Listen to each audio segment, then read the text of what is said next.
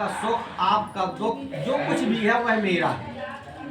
तो आज के बाद तीर्थ प्रत्योद्यातपानम यज्ञ दानम मया सहत्वम, यही है ना, यदि कांति कुर्यः वामांग मायाम तदा तुदीयम जगात कन्या वचनम प्रथमम कुमारी। कन्या कहती कि हे स्वामी, आज के बाद आप कोई भी तीर्थ करें, कोई भी व्रत करें, कोई भी उद्यापन करें, किसी भी प्रकार का कोई धार्मिक अनुष्ठान करें, उस अनुष्ठान में आप मेरी यदि सहभागी लेना स्वीकार करते हैं तो मैं आपके वाम भाग को ग्रहण करती हूँ। द्वितीय भाव में कन्या कहती है हव्य प्रदाने मनाम पितृस्य कव्यम प्रदानेर्दि पूज्यता वामांग मायाम तदा तुदीयम जगात कन्या वचनम द्वितीयकम। हे स्वामी, देखिए बात तुरंत वही बात आगे। सबसे पहले हमने देवताओं को क्या किया? हवन।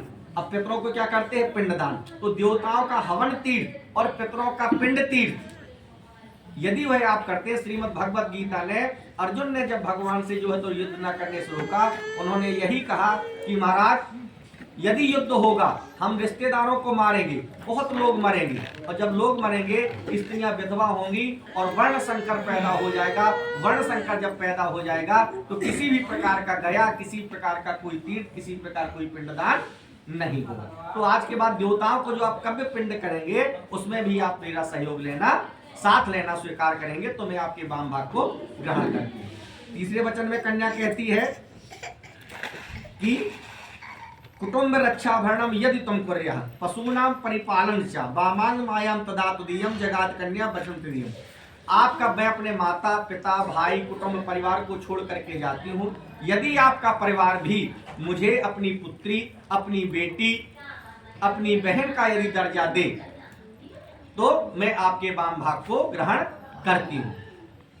चौथे में कहे आय व्ययो धन धनादिका नाम पृष्ठवा निदग्धम क्रय विक्रयोतम वामांग मायाम तदा तुदीयम जगात कन्या चतुर्थम कुमारी। आज के बाद जो भी आप पैसा कमाए या जो भी पैसा खर्च करें, जो भी पैसा आपके पास आए या जाए, उन सभी में मेरी साथ लेना है, मेरी सहभागिता जरूरी है।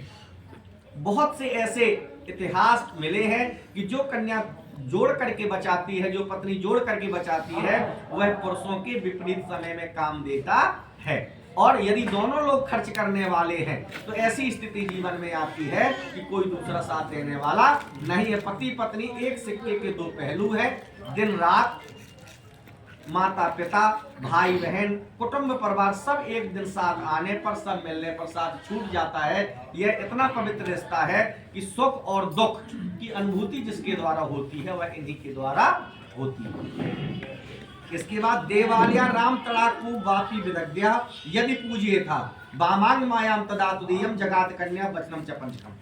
हे स्वामी, हर व्यक्ति अपने जो है तो नाम के लिए, अपने पुरुषार्थ के लिए हम रहें अथवा ना रहें, लेकिन हमारा नाम, हमारी चर्चा, हम ऐसा कोई कार्य कर जाएं, देव मंदिर बनवाएं, कुआं बनवाएं, तालाब बनवाएं, बावड़ी बनवाएं, या कोई ऐसा धार्मिक अनुष्ठान करें जिसके द्वारा हमारा नाम जो है तो बहुत लंबे समय तक इस मृत्युलोक में चलता रहे।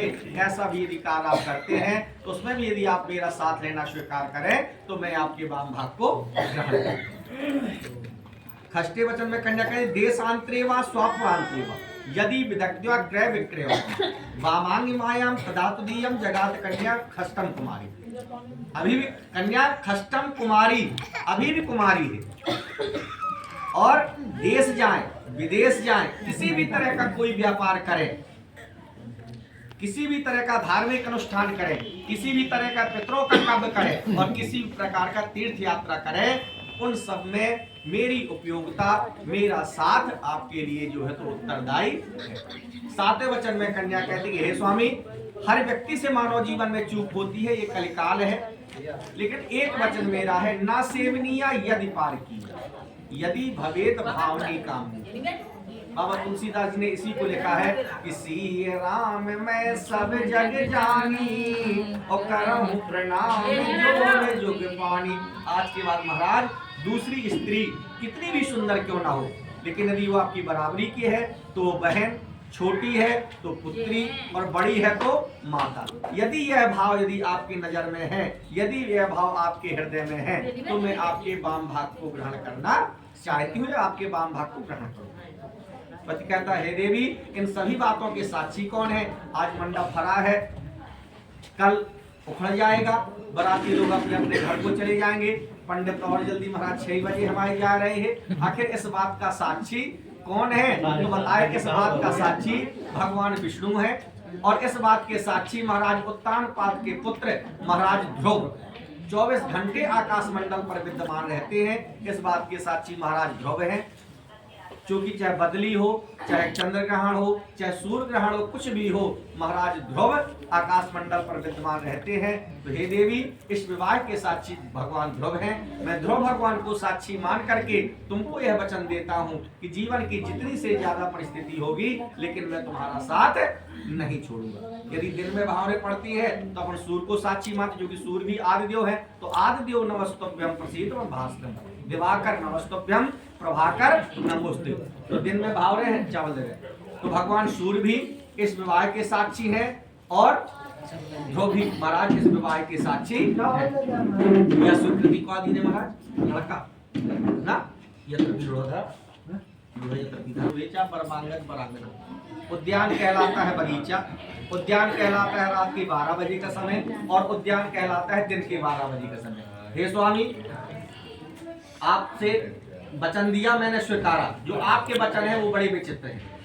दोपहर को 12 बजे भी तुम नहीं जाना, रात को 12 बजे भी नहीं जाना, बगीचे में नहीं जाना, और स्त्री तीनों जगह जाने के लिए जो है तो इच्छुक रहती है। आजकल तो जब बारात में लेडीज ना जाए, हमारे घर में लड़ाई भाई के बारात नहीं नहीं, आपने गलत कहा, आप लेके आना। हमारे घर में ये बात की टेंशन आई कि हम बाराते रात के 12 बजे नहीं, लेकिन वचन दे के सबको भूल आ गए, वचन दे के भूल गए। तो तीनों परिस्थितियां ऐसी हैं कि इन स्थितियों में घर की लक्ष्मी को घर से बाहर नहीं जाना चाहिए। लेकिन माता पार्वती ने कहा कि हे स्वामी, रात के 12 बजे चोरी हो तो आप घर में है आओ, मैं आवाज तो दूंगी, तो घर के बाहर तो निकलूंगी तब ना आवाज कोई सुनेगा।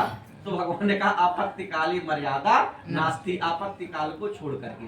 तो उद्यान दूसरा है मद्यपान। मद माने होता है कई तरह का मतवाला होता है। कनक कनक ने सौगनी मादकता अधिकार, कोई धन से मतवाला होता है, कोई शरीर से मतवाला होता है, कोई नशे से मतवाला होता है। किसी भी मतवाले व्यक्ति के सामने देवी नहीं जाना चाहिए। माता पार्वती ने कहा कि हे स्वामी, अश्विनी मास की कृष्ण पक्ष की अष्टमी को लोग हाथी का पूजन करते हैं, और हमारे सनातन धर्म में ऐसी मानता है कि यदि हम हाथी का पूजन ना करें तो हमारे घर में लक्ष्मी नहीं आती है। तो क्या मैं हाथी का पूजन नहीं करूंगा? लक्ष्मी तो जरूरी है।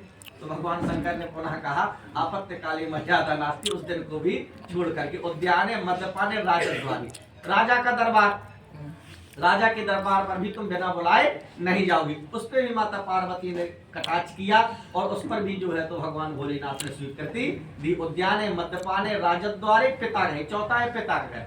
हे देवी, बिना बुलाए पिता के घर पर भी नहीं जाओगी। यद्यपि माता पिता गुरु के घर पर बुलाने की जरूरत नहीं है, लेकिन जगत विरोध मान जहाँ कोई, और तहाँ गए कल्याण न हुई। माता कभी शत्रु नहीं होती, पिता कभी बैरी नहीं होता, लेकिन शास्त्र कहता है माता शत्रु पिता बैरी, एन वालू न पाठता, ना शोभते सभा मध्य हंस मध्य बकोयता। एक स्थिति ऐसी भी होती है कि वह माता शत्रु भी हो जाती है, और वह पिता बैरी भी हो जाता है, जो उनके अधिकार का हनन करता है।